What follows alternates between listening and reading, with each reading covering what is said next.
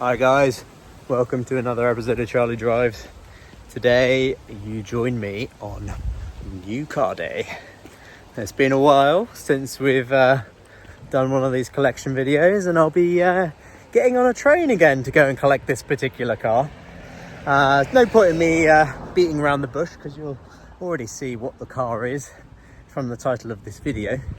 But I have finally taken the plunge to buy a Lotus Emira, so we'll see how it goes. There's a reason behind selling the Evora, which I will not be covering in this video, but I will be talking through the costs and all of that stuff in a separate video itself.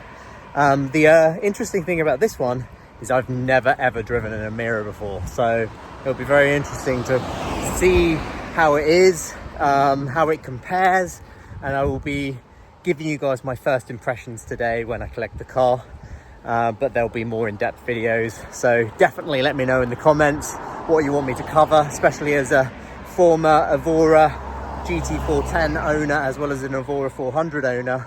I'm sure there will be lots of comparisons that we want to draw together, but anyway, we'll see how it goes. Cheers. Right guys, I'm off the train now, and here is the car. You got me going into overdrive. Too busy, can you leave a message by the tone? You got me wrapped around in summertime. Yeah.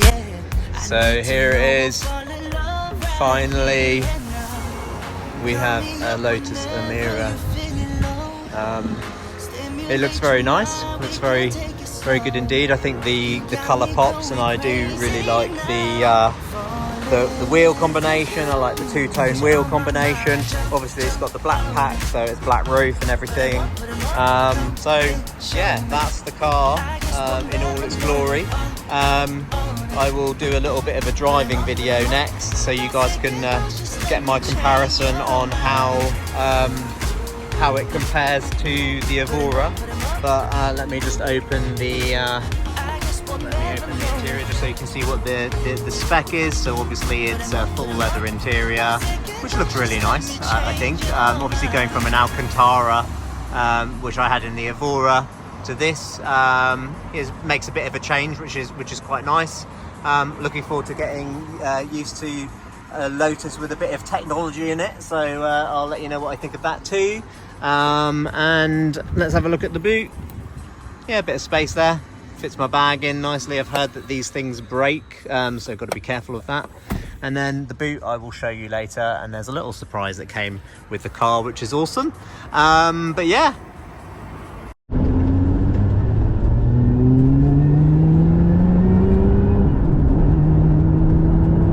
So we've got the car, and it's lovely. It's very nice. I've had a bit of an opportunity to give it a drive, get my opinions of the car itself, and yeah, it feels very similar to the Evora that I had before, but it feels different. It feels different in good ways, and it feels different in bad ways. And when I say bad, I don't mean it's terrible. It's just different, right? So let's start with the good stuff. Immediately you feel like you're sitting in something that's a lot more refined. It does not feel like it's from the Lotus parts bin. It feels very accomplished. I know they are not hand built anymore, but everything inside just feels really nice. It's a nice place to be. It's very much up there with what you would expect from something like a Porsche or anything like that. So very different to the Evora. The Evora was a very nice place to be, don't get me wrong, but it was there was a lot less to it, and that actually isn't necessarily a bad thing for the Evora. It's just two very different offerings. So yes, performance wise, let's talk about the performance. My expectation for driving just generally in this car, my expectation from a performance standpoint was that this would not have it wouldn't feel as my expectation in comparison to the Evora was that this would be slower. I was expecting a fairly significant performance deficit, but honestly you can't really notice it. It's not noticeable. You know, maybe if you were going around a track and you were, you know, recording track times and things like that, then you might see a difference. But on the open road, when you put your foot down, you still get that very, very similar feeling. I know that this isn't as powerful as the Evora. So the Evora, I think, was tuned up to 410 or roughly around that number of horsepower. I think this one's pretty much dead 400. So and obviously then you've got the added weight, but the weight isn't I don't think it's enough of a thing to have such a noticeable difference when you're driving it. When you put your foot down, it sends you to the back of your seat still. I mean, in a way, it feels like the power delivery is very instant. Like, watch this.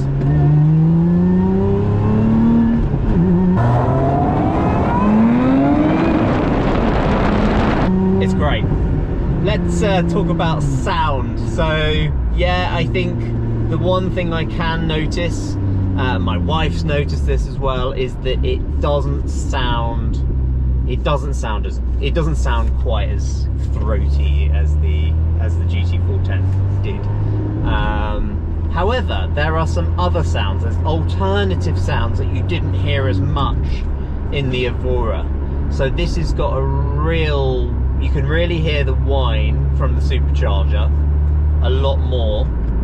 So I don't know if I can demonstrate. I'm behind a van at the moment, so it's slightly difficult to demonstrate, but let me just slow down. So when I put my foot down, I'll take the window down a bit.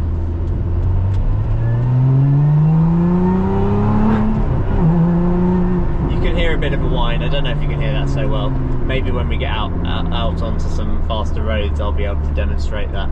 So yeah, generally all good. Handling wise, feels fantastic. No complaints there. Again, it's on Cup 2 tyres, so similar setup, similar suspension to the GT410. This is obviously the sports suspension, not the touring suspension. I.e., it's a lot harsher of a ride. Some people have criticised the sport suspension in this being too stiff, but if you're coming from the car that I've just come from, it really isn't bad. It's the same. It doesn't feel uncomfortable. If anything, it feels more comfortable because the seats are softer and all sorts of other things. So, you know, it's probably still the spec I would have chosen, although I can't judge because I've never driven the touring, so I can't compare the sport to the touring setup. I mean, I've heard great things about the touring. I've heard that the touring is very comfortable and you still get the performance that you would want from it. Also, it's using Goodyear tyres, which I think will be a lot cheaper to replace than Cup 2s. So there are a few probably benefits of choosing the touring package with the Emira itself. Other things that I have noticed, and we're still talking about sound here, is that there is a little bit more of a gurgling sound to the exhaust. It feels quite natural. So when you lift off, you get a bit of a gurgling sound. Now, I don't know if that's going to be coming out on the audio. I will try and get some audio footage later on so you can kind of get a feel for that. But it does have a bit of a it's not quite pop.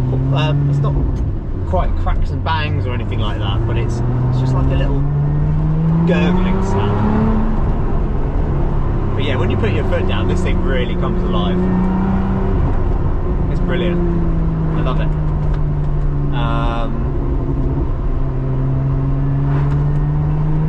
I was always in two minds as to whether the Emira would be a worthy replacement to the Evora, and you know, I was always kind of thinking, okay, the Evora was probably one of the last hand-built, it was one of the last hand-built cars.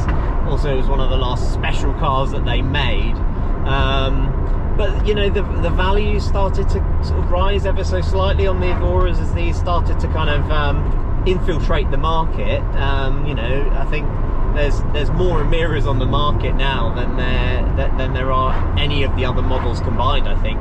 So yeah, you know, you could argue that this is just slightly, you know, a much more common car to own. But you know, I think part of it is a testament to the success of this car. You know, a lot of people have bought one. Okay, a lot of people are selling them as well, but you know, they are, you know, I can't fault it. I can't fault it. I don't know why. I don't quite know why you would want to sell one straight away after buying one. I have heard that people have sold Emiras because of the delays and changes to people's circumstances and all sorts of other things. But you know, again, I can't see why you would buy one straight away from new and then sell it. I know there was a bit of flipping going on at the very beginning when these first came out, and you know, orders were delayed and things like that. So I don't know whether we're, you know, maybe still hanging over a little bit from that situation. But yeah, all in all, really like the car. I will be doing some more in-depth videos on it. I don't want to just do everything in this video, so definitely let me know in the comments what you think, especially if you are coming from Evora ownership and you want me to do some comparisons, direct comparisons, because there's still a lot of muscle memory up there from the old car. So yeah, let me know what you guys would like to know, and yeah, hopefully you've enjoyed the video. I will be, as I said, there will be plenty more videos of this car to come, so get subscribed if you're not already subscribed. And yeah, I'll see you for the next one. Take care. Cheers. Bye. We can take it slow. You got me going crazy now. Falling into you, 'cause you're on my mind. Jump on it. Put 'em up, come and show me.